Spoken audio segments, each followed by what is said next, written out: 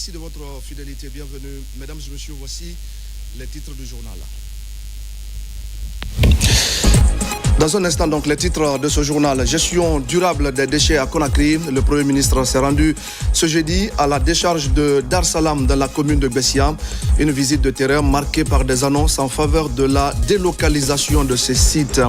Le président du CNT est à Genève en Suisse. Dr Dansa Kourouma participe à la 6e conférence mondiale des présidents de parlement. Une rencontre de haut niveau pour parler de la coopération interparlementaire et de la paix à travers le monde. Et enfin, lutte contre la mortalité maternelle. Conakry abrite les travaux du 11e congrès de la gynécologie et obstétrique. 2 jours autour de l'hémorragie post-partum à l'origine de plusieurs cas de décès chez les femmes. Voilà pour le sommaire. Bonsoir à tous. Le gouvernement guinéen intensifie donc la lutte contre l'insalubrité.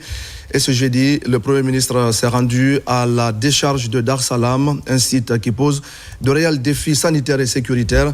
Une visite de terrain au cours de laquelle des annonces majeures ont été faites, notamment la fermeture progressive de cette décharge et la mise en place d'un nouveau plan de gestion durable des déchets. Ousmane Bangoura. Au cœur du Dar es Salaam, cette montagne d'ordures qui alerte depuis des années. Le Premier ministre Amadou Riba, accompagné de plusieurs cadres techniques, des élus locaux et des services de salubrité, s'est rendu sur ce site pour constater l'ampleur des risques. Objectif, enclencher une réponse rapide aux dangers sanitaires et sécuritaires que représente cette décharge en plein cœur de la capitale. Le chef de l'État, le général Mamadi Doumbouya, avait indiqué qu'il veut que la décharge de Dar Salam soit fermée.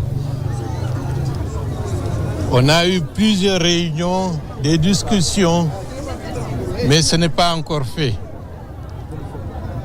Aujourd'hui, il est indispensable que les instructions du président pour la fermeture de la décharge, que ces instructions soient appliquées le plus rapidement possible. Mais comme vous le savez, cela nécessite une méthode et une planification.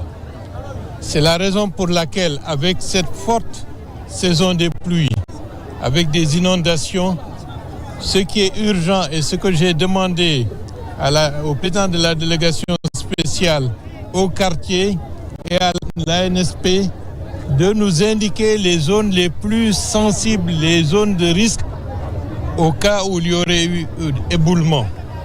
Il faut gérer l'assainissement de la ville de Conakry. L'assainissement de la ville de Conakry pose beaucoup de problèmes. Au-delà de cette visite, c'est une refonte globale du système de gestion des déchets que veut impulser le gouvernement. Du tri à la valorisation, la future stratégie veut faire des déchets une véritable source d'opportunités économiques. Une initiative saluée par les riverains.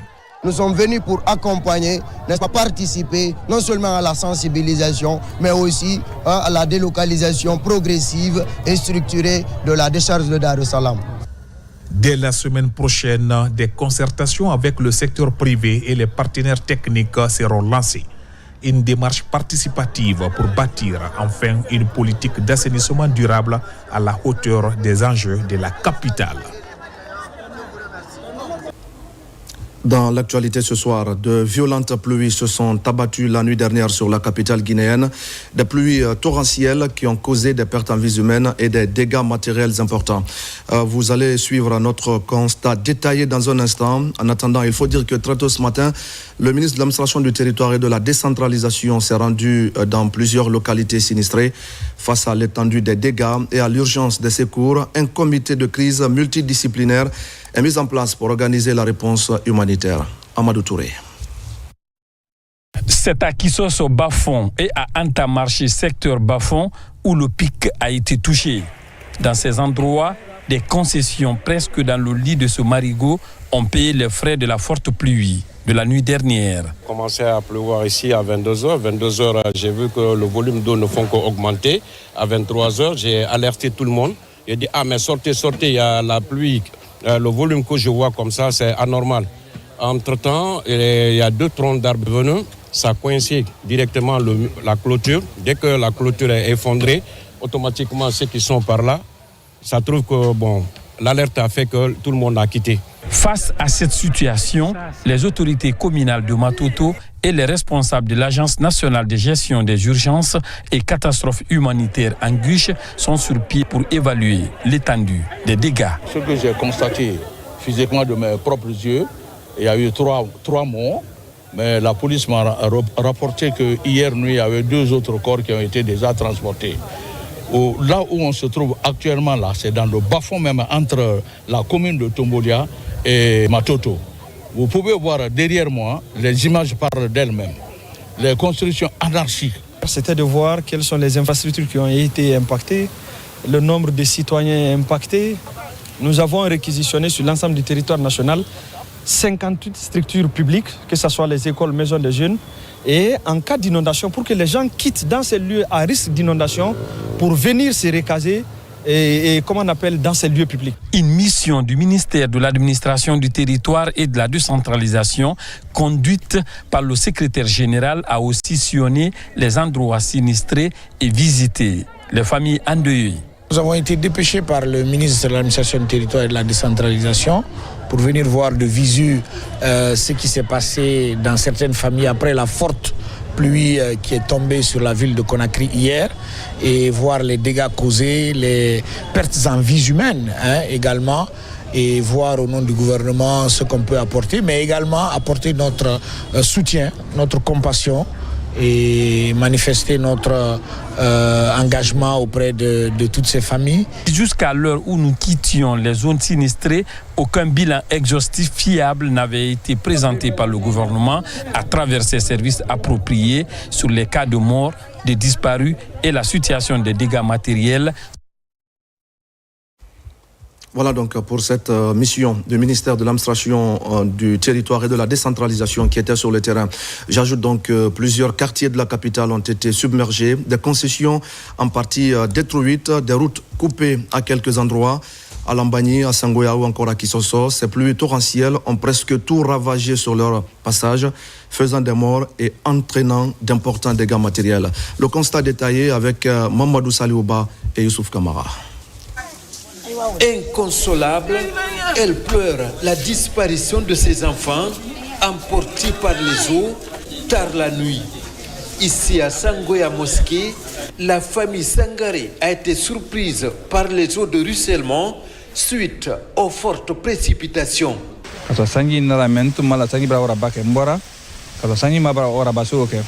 À 0 heure, mon voisin est venu me chercher pour l'aider. Il y avait inondation chez Gel. À mon retour, je suis venu avec ses enfants. Nous étions à la terrasse. Soudain, j'ai entendu un bruit dans la chambre. Je suis rentré et j'ai trouvé que le mur est tombé.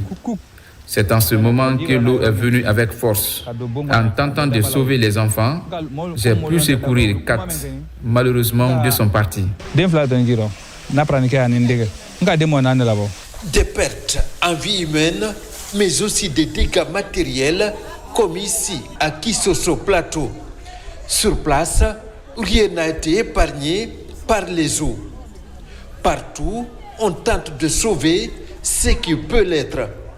Sur le terrain, les autorités communales de Matoto veulent s'enquérir de l'étendue des dégâts.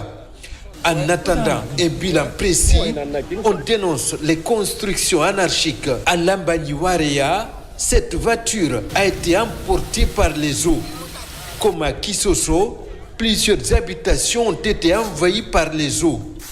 Partout, les habitants ont assisté impuissants à la destruction de leurs biens. Depuis l'année passée, l'eau rentre. Mais cette fois-ci, c'était pur. Je n'ai jamais vu ça. Presque tout est gâté. Vu la pression de l'eau qui était énorme, dans l'eau, ça fait des dégâts dans la cour en emportant des véhicules et quelques biens matériels. Dans plusieurs quartiers de la capitale, le réveil a été brusque pour bon nombre d'habitants. Entre inondations, noyades et éboulements, les fortes précipitations ont entraîné des dégâts à maints endroits. En attendant un bilan précis, certains habitants cherchent un abri plus sûr pour sauver le reste de leurs biens, pendant que d'autres espèrent une météo plus clémente les prochains jours. Et parmi les victimes des fortes précipitations de la nuit dernière, il y a le directeur général adjoint de l'Agence nationale de sécurisation des systèmes informatiques, Ibrahima Khalil Keïra, a été emporté par les eaux de ruissellement au ministère des Télécommunications où il a servi. On regrette la perte d'un grand travailleur. Ce communiqué du gouvernement relatif aux pertes en vies humaines et aux dégâts matériels causés par les pluies diluviennes à Conakry. Le gouvernement de la République de Guinée a pris avec une profonde tristesse les pertes en vies humaines et les importants dégâts matériels causés par les pluies diluviennes qui se sont abattues sur la ville de Conakry dans la nuit du 30 au 31 juillet 2025. Selon les premières informations disponibles, ces intempéries ont malheureusement entraîné la mort de plus de 7 de nos concitoyens et provoqué de nombreux sinistres dans plusieurs quartiers de la capitale. En cette douloureuse circonstance, le gouvernement adresse ses condoléances les plus attristées aux familles éplorées ainsi qu'au peuple de Guinée tout entier. Il exprime sa compassion et sa solidarité aux victimes et aux personnes affectées par cette tragédie. Le gouvernement appelle les populations à redoubler de vigilance en cette période de fortes précipitations, à respecter les consignes de sécurité et à suivre attentivement les bulletins et alertes diffusés par les services météorologiques nationaux.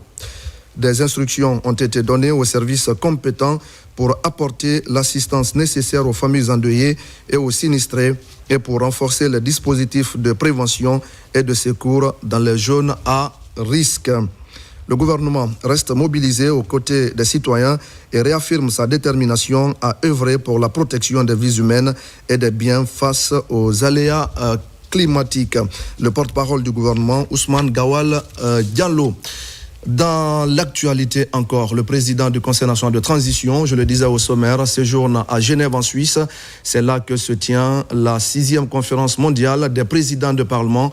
La rencontre se tient sous le thème « Le monde dans la tourmente, coopération parlementaire et multilatéralisme en faveur de la paix, de la justice et de la prospérité pour tous ».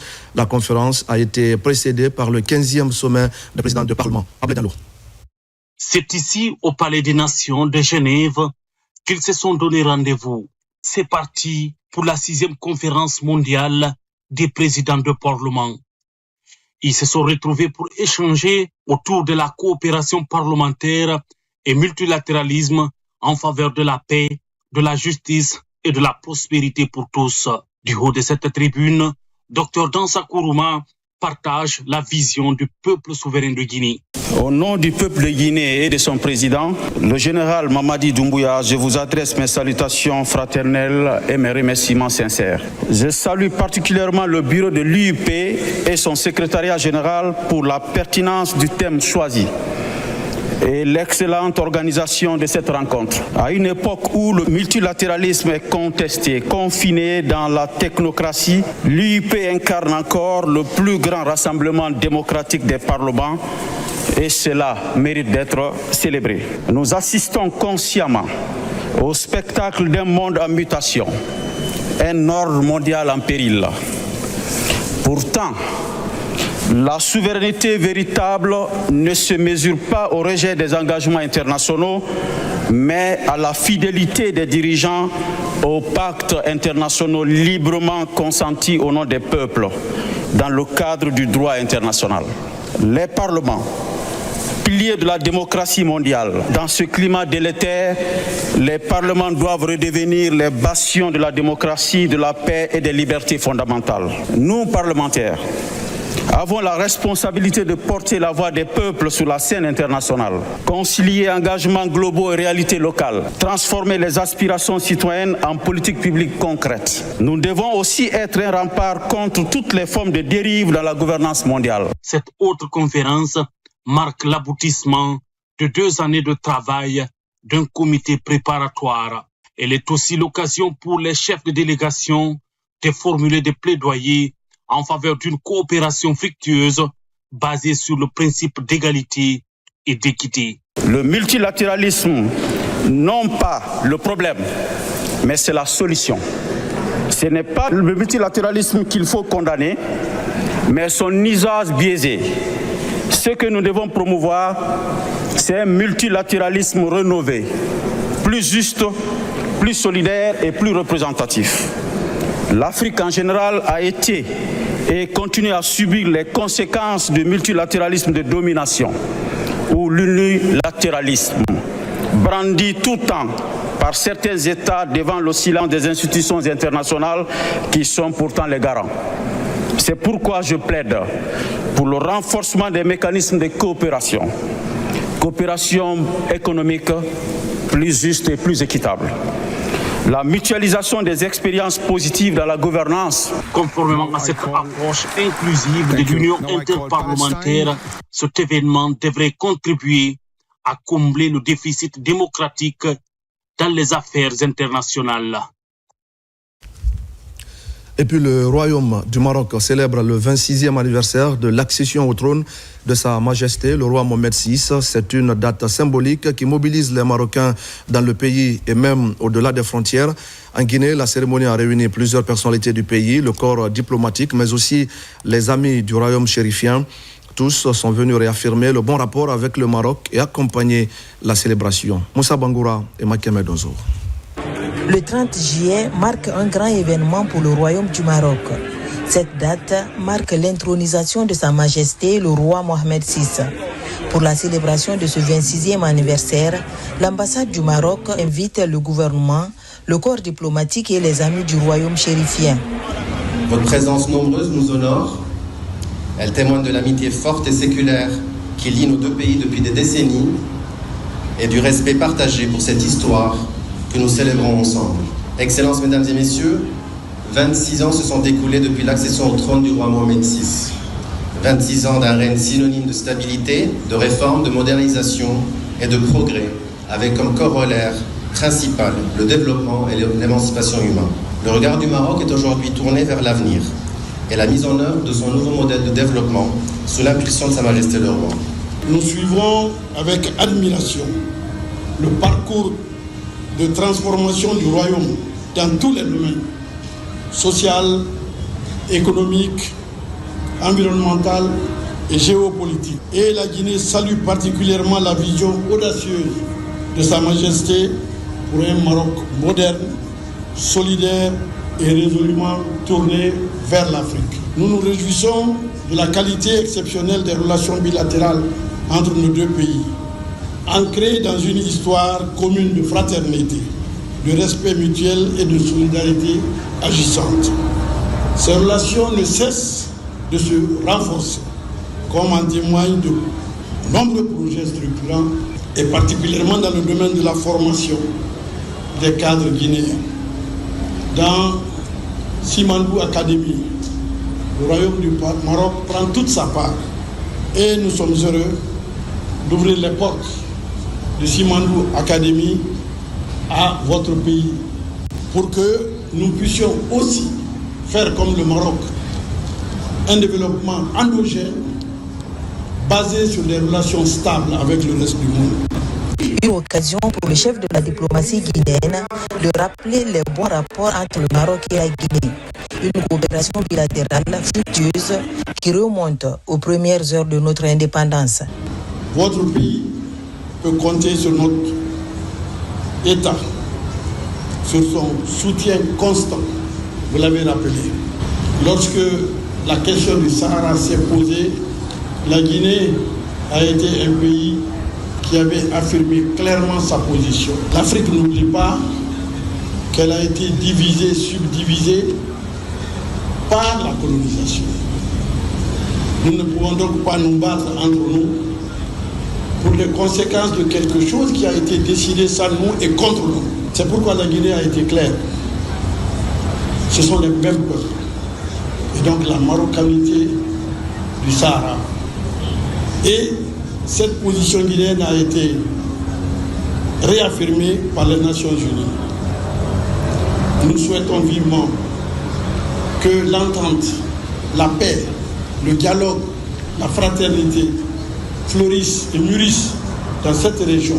Je tiens à souligner l'engagement du chef de l'État, son Excellence le général Mamadi Doumbouya, à faire tout ce qui est humainement possible pour que nos relations avec votre pays, monsieur l'ambassadeur, non seulement se renforcent, mais se pérennise. Cette fête a été rehaussée par la présence du chef du gouvernement, Amadou Riba, de plusieurs anciens premiers ministres, des membres du CNRD et ministres aux côtés de l'ambassadeur du Maroc pour fêter les 26 ans du trône de Sa Majesté, le roi Mohamed VI.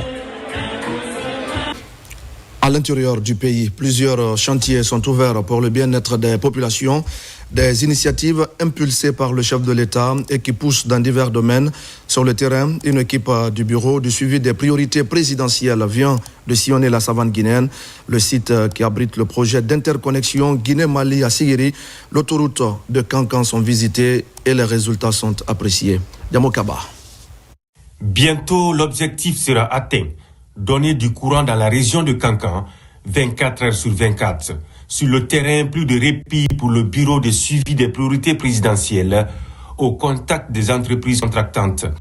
Première étape, la ville de Sigiri. Sur ces installations imposantes du plan d'interconnexion Guinée-Mali, le résultat élargit le champ des possibles pour renforcer l'offre en énergie. Il y a les travées arrivées Foumi, il y a travées Foumi 1 et travées Foumi 2.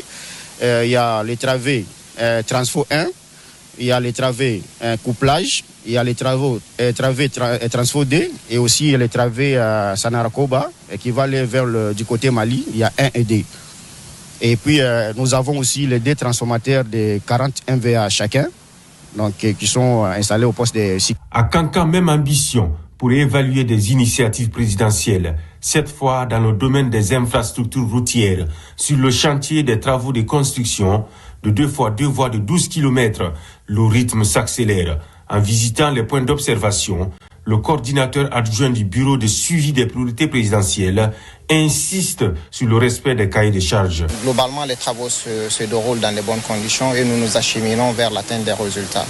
Nous, au niveau du bureau de suivi des priorités présidentielles, un de notre objectifs, c'est de s'assurer que l'ensemble des promesses tenues par M. le Président de la République à l'endroit de la population puissent être concrétisées et que ces projets puissent bénéficier valablement à l'ensemble de la population guinéenne. Fin du périple de supervision, l'aérodrome de Kankan, un projet au cœur des priorités du CNRD pour relancer le trafic aérien sur le plan national. Par cette visite guidée, la volonté politique forte du président de la République, général Mamadi Doumbouya, est affichée pour moderniser des infrastructures aéroportières, s'assurer de l'état d'avancement de tous ces travaux. Voilà la feuille de route du BSPP. On va parler ce soir encore de la campagne de vulgarisation du projet de nouvelle constitution avec tout d'abord le ministre de l'Habitat qui est sur tous les fronts. Mori Kondé était récemment à Koubia où il a conféré avec les administrateurs locaux ainsi que les citoyens. Au centre des attentions, le contenu du projet de nouvelle constitution, le document dont le contenu a été largement expliqué pour qu'il soit compris par les populations. Moussa Kouyaté. Le ministre de l'Urbanisme, de l'Habitat et de l'Aménagement du territoire, chargé de la récupération des domaines spoliés de l'État dans cette étape, est allé à la rencontre des populations, des autorités communales et administratives de Koubia. Il poursuit le même exercice d'explication du contenu du projet de nouvelle constitution. Mesdames et messieurs, ce projet de constitution qui vous est proposé n'est pas un texte réservé à une catégorie de citoyens. Il est notre contrat social, le socle de nos droits et devoirs, le miroir de nos valeurs communes. Il doit être approprié par tous. À Koubia, Mori Kondé est revenu sur l'importance de ce document qui va imprimer un nouvel élan au développement de la Guinée.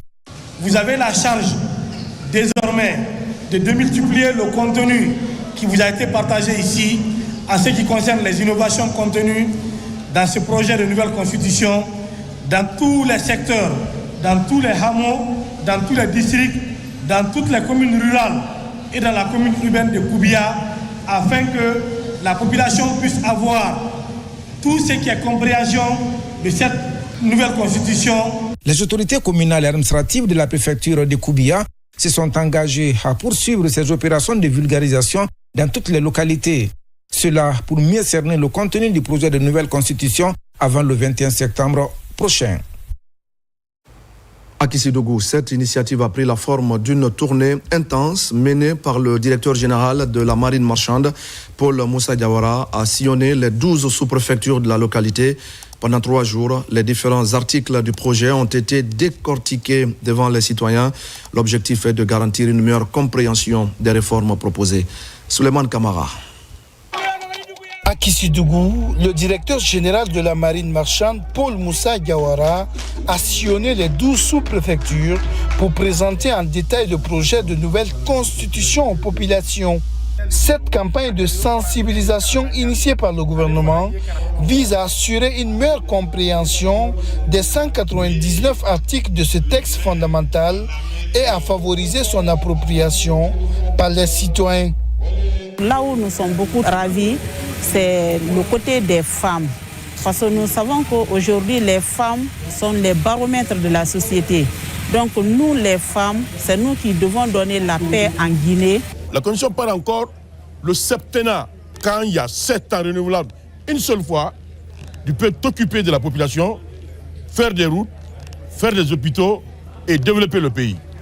Devant des populations attentives, Paul Moussa Diawara a présenté les innovations majeures de la nouvelle constitution afin d'en féliciter la compréhension et l'appropriation par tous. Je pense que personne n'a été laissé à marge. Cela est important. Nous saluons ce projet de nouvelle constitution et nous pensons que c'est important de le vulgariser ici. On partira dans l'ensemble des sous-préfectures de Kissidougou pour expliquer le contenu de ce nouveau projet de nouvelle constitution. La constitution, c'est la loi suprême. C'est la loi des lois, c'est la mère des lois. Il faut qu'elle soit comprise pour que chacun des citoyens, dans sa langue, comprenne le contenu et la portée de cette nouvelle constitution. Pour maximiser l'impact de cette campagne, les autorités ont mis en place des stratégies adaptées, incluant des supports simplifiés, des débats participatifs et la mobilisation des leaders locaux. Rassemblement extraordinaire également à la Direction générale des douanes. Occasion pour le colonel Cheikh Gaderi Kondé de passer en revue le contenu du projet de nouvelle constitution. Un soulagement pour les soldats de l'économie qui s'engagent à vulgariser le texte à l'échelle nationale. Mohamed Seyar Souma. Un rassemblement pas comme les autres à la Direction générale des douanes. À l'ordre du jour, le projet de nouvelle constitution. L'équipe dirigeante se fixe pour défi d'expliquer le contenu du texte. Il y a tellement de droits reconnus aux Guinéens, à la population guinéenne. Il y a tellement de protection pour la population civile. Nous sollicitons à tout le monde de lire et de comprendre ce projet, de pouvoir le voter pour l'avenir de la Guinée. Le projet de nouvelle constitution totalise 199 articles. À la suite de l'exposé, un début de compréhension s'installe. Les enfants sont prévus. En tant que femme, l'aspect éducation m'a beaucoup touchée. L'aspect santé m'a touchée. Les personnes diminuées physiquement doivent être entendues aussi. Donc ça, c'est l'ensemble de la vie, la nation qui fait partie de cela. Alors, c'est une journée de sensibilisation, comme je le disais tantôt. Et nous allons nous approprier de cette constitution, à notre tour, de vulgariser cette constitution. C'est justement l'objectif recherché, impacter positivement le milieu professionnel, mais aussi familial. Nous avons demandé aux collègues qui s'en approprient, qui partent dans leur famille.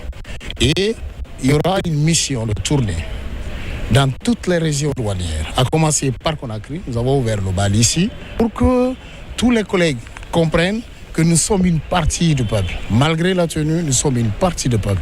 Nous avons donc obligation à comprendre ce texte. La vulgarisation du projet de nouvelle constitution se veut nationale. Une volonté affichée par la Direction générale des douanes qui emboîte le pas au ministère du Budget. Au même moment, la structure Esprit CNRD poursuit la campagne de vulgarisation porte à porte. Il y a quelques jours, les membres de la plateforme étaient dans la commune de Matoto où ils ont sillonné plusieurs ménages. Partout, le contenu du projet de nouvelle constitution a été expliqué. Alpha Siagaba. La vulgarisation du projet de nouvelle constitution dans la commune de Matoto. Dans les différents messages, le contenu ainsi que les grandes nouveautés de la loi fondamentale sont expliqués aux populations. Nous sommes ici pour la vulgarisation de la nouvelle constitution. Ce projet qui est un projet national qui touche tout un chacun, dont nous avons le devoir de présenter au peuple de Guinée afin que le peuple comprenne et qu'il puisse lire et s'imprégner du contenu et savoir réellement quels sont les interdits et quels sont les droits et les devoirs de cette nouvelle constitution. Pour faciliter la vulgarisation, des copies du projet de la nouvelle constitution sont distribuées aux citoyens de Matoto. Nous sommes très très heureux de ce document que nous avons aujourd'hui. Cette constitution, elle est la nôtre. C'est dit dedans. Une constitution qui nous ressemble et qui nous rassemble. Je n'ai pas la prétention de dire ce que je sais de tout ce document que nous avons. Nous sommes là aujourd'hui pour soutenir la nouvelle constitution. Très très contente pour cette nouvelle constitution. À l'origine de cette campagne de vulgarisation du projet de nouvelle constitution, la structure Esprit CNRD, l'initiative va se poursuivre dans les autres communes de Conakry. Première session ordinaire de la Chambre nationale d'agriculture sur fond de vulgarisation du projet de nouvelle constitution. Des véhicules sont remis aux présidents régionaux de la Chambre d'agriculture pour leur permettre d'accomplir la mission de démultiplication de la nouvelle loi fondamentale. Fodé Kamara, Nabila Moussa Kamara et Al-Khali Kobole Keita. La première session ordinaire 2025 de la Chambre nationale d'agriculture réunit les membres de l'Assemblée consulaire nationale à Conakry pour faire le point des avancées réalisées au cours du premier semestre de l'année 2025. Les responsables de cette institution ont profité de ce conclave pour vulgariser le contenu du projet de la nouvelle constitution.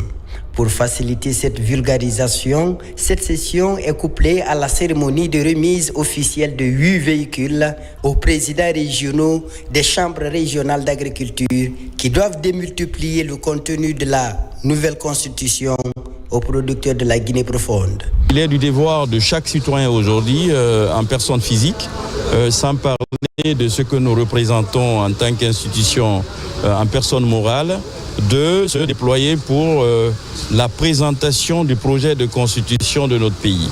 Aujourd'hui, la remise est faite et ensuite, nous avons procédé à la vulgarisation du projet de nouvelle constitution aux acteurs pour reprendre les éléments, les dispositions qui vont, à notre sens, dans l'intérêt du monde rural. Il faut rappeler que ce projet de constitution obéit effectivement à nos aspirations. Pour relever les défis en vue de répondre aux attentes des producteurs, ces élus du monde rural ont validé les documents soumis à l'Assemblée consulaire nationale. Puisse cette session se dérouler dans un esprit constructif, de dialogue et de responsabilité collective, afin que les décisions qui en découleront soient porteuses de transformation et de résultats durables pour le monde rural.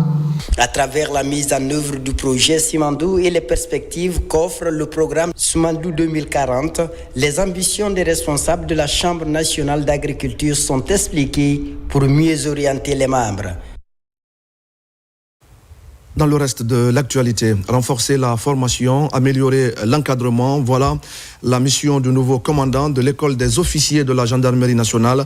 Le chef d'escadron, Abakar Kamara, a officiellement pris les commandes de l'établissement au cours d'une cérémonie grandeur nature.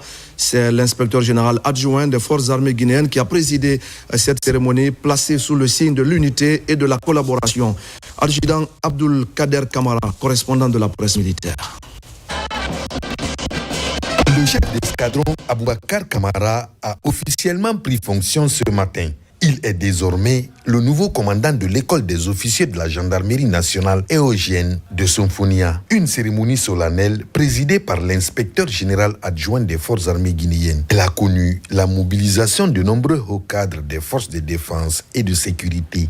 Officiers, sous-officiers et militaires du rang, au nom du président de la République, chef suprême des armées, et en vertu des pouvoirs qui me sont conférés, vous reconnaîtrez désormais comme commandant de l'école des officiers de gendarmerie nationale le chef d'escadron Aboubakar Kamara, ici présent, vous lui obéirez en tout ce qu'il vous commandera pour le bien du service, l'exécution des règlements militaires et l'observation des lois dans l'intérêt supérieur de la nation. Dans son discours d'installation, le chef d'escadron Aboubacar Camara a insisté sur l'importance d'une collaboration étroite et harmonieuse de l'ensemble du personnel de l'école. Cette école est devenue, en quelques années, l'épicentre de la formation des officiers de la gendarmerie guinéenne. Prendre fonction officiellement en tant que premier chef de cette prestigieuse école est un honneur que je mesure pleinement. Ici se forge l'élite de demain. Ici se forment les futurs chefs. Ici s'incarnent nos valeurs fondamentales qui sont l'honneur, le devoir, la discipline et la loyauté. Permettez-moi de saisir cette occasion pour rendre un vibrant hommage au général Mamadi Doumbouya, président de la République, chef de l'État et chef suprême des armées. Je ne peux poursuivre mon intervention sans adresser un grand remerciement au commandant sortant et à l'équipe des instructeurs. Le choix du chef d'escadron Aboubacar Camara à la tête de l'école des officiers de la gendarmerie nationale s'inscrit dans une volonté de dynamiser la formation et l'encadrement au sein de cette institution. Et puis, mesdames et messieurs, nous sommes le 31 juillet 2025. La Guinée célèbre aujourd'hui le 63e anniversaire de l'Organisation panafricaine des femmes. Une occasion de saluer la contribution des femmes d'Afrique au processus de développement du continent et à la prise en compte par l'Union africaine des questions liées au genre. Pour l'occasion, les autorités réaffirment leur volonté à promouvoir l'égalité, la justice et l'autonomisation des femmes. Voici à ce propos un extrait de la déclaration de la ministre de la Promotion féminine. L'opportunité nous est offerte de louer la bravoure de celles qui ont œuvré au rayonnement d'une organisation féminine à l'échelle continentale. Ces guerrières ont marqué l'histoire de leur continent en tant que force motrice capable d'apporter des changements positifs au sein de la communauté africaine. C'est avec honneur et humilité que nous rendons hommage à notre compatriote Feu Aga Jeanne-Martin Cissé, qui, consciente du rôle primordial que la Guinée a joué dans l'émancipation de l'Afrique tout entière, a héroïquement assuré la présidence de la première organisation africaine des femmes dès sa création en 1962.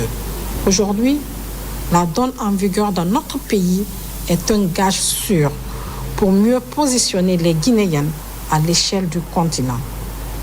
S'inscrivant dans la logique des panafricanistes, Son Excellence, Monsieur le Président de la République, le général Mamadi Doumbouya, multiplie des gestes visant à renforcer le pouvoir des femmes. Depuis le début de l'année, sous son leadership, des instruments de promotion des droits des femmes se multiplient autant que leur concrétisation dans les faits. Le décompte du nombre de femmes dans le gouvernement ne constitue plus l'unique étalon de mesure de valorisation du statut des femmes. En effet, l'adoption du compendium des compétences féminines de Guinée, la mise en place du Conseil national des femmes et filles de Guinée, ou encore la validation de la politique nationale JAR 3 sont autant de décisions politiques dont l'effet se fera positivement ressentir à court et moyen terme. Les propos de Charlotte Daffé ont été recueillis par Mohamed de Camara. Ouverture ce mercredi du 11e congrès de la gynécologie obstétrique, des journées scientifiques qui regroupe près de 200 médecins guinéens étrangers. Pendant 2 jours, ces spécialistes vont échanger sur l'hémorragie du postpartum à l'origine de nombreux cas de décès chez les femmes. La rencontre vise à identifier des stratégies pour réduire considérablement la mortalité maternelle. Compte rendu, Adia Toubari. Pour une mission commune de réduction de la mortalité maternelle, il se penche sur les facteurs déclencheurs à tous les niveaux. Et l'hémorragie du postpartum est considérée comme la première cause de décès des femmes pendant ou après l'accouchement. Dans les hôpitaux, elle est souvent mal diagnostiquée avec une prise en charge peu qualifiée. Ces hémorragies, on peut les éviter parce qu'on connaît les risques qui peuvent mener à ces hémorragies. Donc, au cours de notre travail en salle d'accouchement, on doit en tenir compte. Les innovations qu'on a actuellement, c'est que depuis 2 ans, on est en train d'introduire dans la prise en charge des hémorragies du postpartum des molécules innovantes comme la carbétocine thermostable, l'acide tranexamique et le misoprostol, dans la région notamment de Mamou et Labé. À ce congrès de la gynécologie obstétrique, les scientifiques de 8 pays de l'Afrique se joignent à leurs homologues de la Guinée pour approfondir les réflexions sur la thématique. Nous avons observé dans l'espace de la Société africaine de gynécologie une baisse importante des taux de mortalité maternelle, d'environ 40%. Mais ce n'est pas suffisant. Parce qu'il y a des mesures simples à prendre, une organisation pratique à mettre en œuvre. Ces journées scientifiques constituent un moment fort pour la communauté médicale guinéenne, en particulier pour les spécialistes de la santé de la femme. Elles offrent une plateforme précieuse pour la réflexion collective sur les défis et les opportunités liées à la santé maternelle. Depuis 2016, la Guinée affiche un taux de mortalité maternelle de 550 décès pour 100 000 naissances vivantes. Ce congrès recommande au ministère de la Santé et les partenaires d'entreprendre de nouvelles actions fortes pour inverser la tendance. Comme engagement, renforcer les capacités de prise en charge obstétricale dans les structures sanitaires, je l'ai dit, élargir l'accès au dépistage gratuit et précoce des cancers du col de l'utérus et du sein à travers les campagnes communautaires. Durant 2 jours, les sous-titres comme les cancers gynécologiques et mammaires, de plus en plus fréquents, vont être débattus pour réduire leur fréquence. Merci à Adia Toubari pour toutes ces explications. Et puis, il est l'une des nouvelles figures du gouvernement guinéen. Nous vous proposons ce soir le portrait du tout nouveau ministre de l'Énergie. Namori Camara est un haut cadre de l'administration publique qui a dirigé la société de gestion et d'exploitation de l'aéroport de Conakry avant de se retrouver à la tête de ce département stratégique, le secteur énergétique qu'il compte gérer avec toute l'efficacité requise et suivant la vision du chef de l'État, général Mamadi Doumbouya. Son portrait avec Nabi Camara. Namori Camara, c'est l'actuel ministre de l'Énergie et président du conseil d'administration du Fonds d'entretien routier FER. Lui, il a plus de 20 ans d'expérience dans les secteurs publics et privés en Europe, en Afrique et au Moyen-Orient. Il a précédemment occupé le poste de directeur général de la société de gestion et d'exploitation de l'aéroport de Conakry, SOGEAC. Diplômé en sciences de gestion et en droit international des affaires à l'université de Dakar, Namori Camara entame sa carrière en 2001 à l'unité d'audit DDI, rattachée directement au cabinet du ministre de l'économie et des finances. Après cette première expérience dans la fonction publique, il oriente sa carrière vers le secteur aéronautique en rejoignant la multinationale AOG, leader mondial de l'information et de l'analyse aéronautique. Il y gravit les échelons pendant plus de 16 ans, jusqu'à occuper le poste stratégique de directeur des ventes internationales pour l'Europe, l'Afrique et le Moyen-Orient. Connu pour sa polyvalence, son leadership et sa fine connaissance de l'environnement des affaires, Namori Camara est également l'auteur de plusieurs articles sur le développement économique en Guinée et en Afrique. Il a par ailleurs animé de nombreuses conférences à l'international. Enfin, en tant qu'ancien directeur en charge du Moyen-Orient, il a acquis une solide expertise dans les affaires aéronautiques et a contribué à la signature de nombreux contrats d'envergure. Son initiative la plus marquante demeure l'institutionnalisation du Guinea Investment Forum, le tout premier forum d'investissement de la République de Guinée qui a ouvert de nouvelles perspectives économiques pour le pays. Dans l'actualité encore, présentation et validation des outils de prévention sur la capture et la consommation des pangolins à Ziama. L'événement mobilise les communautés riveraines, les autorités administratives ainsi que les partenaires du gouvernement La Fondation Leventis appuie cette initiative de Fauna and Flora International en collaboration avec le ministère de l'Environnement et du Développement durable. Lancé Kamisoko. Inscrit dans le cadre de la politique du gouvernement en matière de gestion de la biodiversité en Guinée, la présentation et la validation des outils de prévention et de capture des pangolins mobilisent les communautés riveraines de la forêt Diamant, les autorités administratives et élus locaux, ainsi que les partenaires Aseredou, Fauna and Flora International FFI, dirigent les débats en collaboration avec le ministère de l'Environnement et du Développement durable à travers le centre forestier de Zérekoré. De renforcer les capacités des cadres qui sont venus ici et les partenaires pour appréhender les outils de prévention et de capture de pangolins. Le Diamant a été classé comme patrimoine mondial de la biodiversité depuis les années 1940. Notre rencontre ici s'inscrit dans le cadre de la protection d'une de ces ressources qui font la fierté de ce massif. Il s'agit de la protection intégrale du pangolin. 2 jours durant, l'importance et le rôle des pangolins sont expliqués aux participants ainsi que les comportements à adopter pour la protection des dernières populations de cette espèce menacée de disparition. Avant, nous on ne connaissait pas l'importance du pangolin. Les gens tuaient n'importe comment, on mangeait comme on voulait. Mais à l'issue de cet atelier que je viens de suivre, vraiment j'ai connu que le pangolin est important. Les pangolins, il faut de savoir que ce sont des espèces rares, très menacées. Et à Diamant ici, nous avons la chance d'avoir le pangolin à ventre blanc. Donc nous sommes là aujourd'hui, c'est pour la protection de cette espèce vulnérable.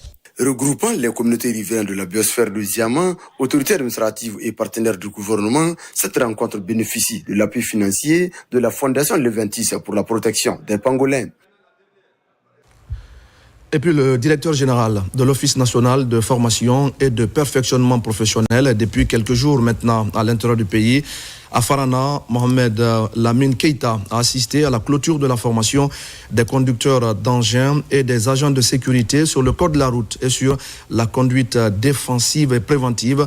L'initiative financée par son institution est portée par le ministère des Transports afin de réduire les cas d'accident dans la zone. Moussa Komara. À Farana, la formation en sécurité routière s'impose comme un outil essentiel pour sauver des vies. Avec l'appui financier de l'Office national de formation et de perfectionnement professionnel, ces conducteurs de motos, d'engins lourds et agents de sécurité routière optimisent leurs connaissances sur le code de la route, la conduite défensive et préventive. Ça vient combler un vide. On a compris ici que même au bord de la route, tu vas voir les gens, les motards qui circulent à pieds nus ou bien avec les repose-pieds. Ils ne connaissent pas le code de route. Puis c'est les mineurs qui conduisent les motos. Ils n'ont pas de permis de conduire. C'est avec surcharge. Et vous allez voir aussi les gros porteurs ou les minibus qui mettent les gens dans les véhicules, mettent les bagages. Après, ils prennent encore les apprentis. Ils déposent sur le toit du bagage. Donc, ils ont initié cette formation pour pouvoir combler tous ces vides-là. Nous avons vu les éléments indispensables, n'est-ce pas, à la conduite. C'est-à-dire, en tant que conducteur, qu'est-ce que vous devrez faire pour éviter? Parce que la conduite n'est pas une course de vitesse. Ce n'est pas un trophée à gagner. Donc, tout le monde veut quitter chez lui sain et sauf et se retourner sain et sauf. Une quarantaine de chauffeurs d'agents de sécurité routière sont concernés par cette approche pédagogique. Après des jours d'échanges professionnels et passionnants, ces stagiaires repartent transformés. Le formateur a pris tout son temps à nous former dans notre langue qu'on peut comprendre, nous montrer comment conduire, comment allumer une voiture, même le système de freinage que nous ne connaissons pas. Si tu freines beaucoup, tu vas consommer, on ne connaissait pas ça. Vu la satisfaction qu'ils ont tirée du formateur, je suis certain que la formation va leur permettre d'être prudents et de réduire les risques d'accident. Ces stagiaires promettent de divulguer le contenu de cette formation pour réduire les pertes de vie à 140. Et puis une vingtaine de jeunes de la cimenterie viennent d'être outillés sur le leadership inclusif et la gestion des conflits. C'est un accompagnement de l'Union européenne à travers Terre des Hommes et de l'Organisation de secours aux handicapés de Guinée. L'initiative vise à promouvoir le maintien de la paix sur l'axe Amdalaï Cimenterie et le respect des droits des personnes porteuses de handicap. C'est un reportage de Youssouf Kamara et de Marwan Kamara. À l'Université générale Lansana Conté de Symphonia, ces jeunes leaders venus de la cimenterie sont outillés. Durant des jours, ils ont développé leurs compétences en leadership inclusif, en résolution des conflits et en approche inclusive. L'initiative s'inscrit dans le projet L'Agnifant la paix est bonne, mise en œuvre par l'Organisation des secours aux handicapés de Guinée. Cette rencontre consiste à former les jeunes leaders et les personnes handicapées de la zone de cimenterie sur les notions de leadership, inclusion des personnes handicapées pour la promotion de la paix. Surtout sur l'axe Amdala et Bambeto jusqu'à la cimenterie. Nous avons eu à former 20 jeunes leaders sur le leadership, la médiation, la prise de parole en public et la gestion des conflits.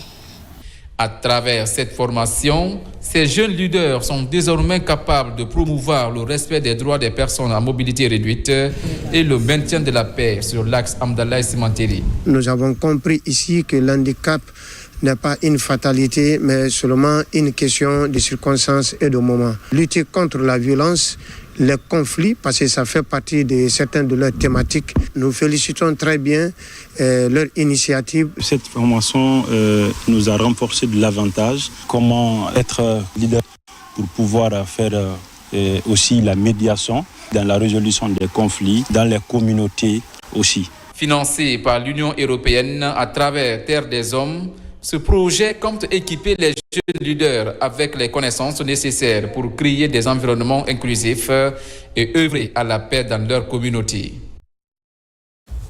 Et voilà, mesdames et messieurs, c'est la fin de ce journal. Merci à vous de l'avoir suivi. Merci également à toutes les équipes qui m'accompagnent depuis 4 jours maintenant. Je vous retrouve la semaine prochaine pour d'autres actualités de la Guinée, notre paradis, terre de richesse et d'innovation. Bonsoir à tous.